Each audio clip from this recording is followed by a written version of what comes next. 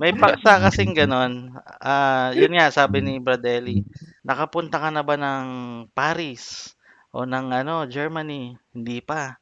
"Huwag kang mag-alala kapatid, sa 1,000 years, kahit saan ka pumunta, i-assign sa'yo etong bansa na 'to, ikaw maghahari diyan." Oo, gano'n, oo. Ayos, Parang delusion, putik. Humihigit sila sa nasusulat. Nako, may Hmm, nakasulat bang ganun?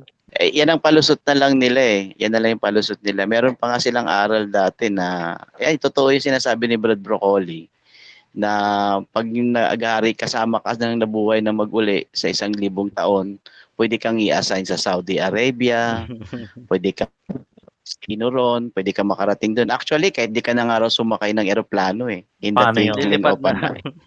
Ano yung teleport? Teleport na lang, gagano ka na lang. Para kay San Goku.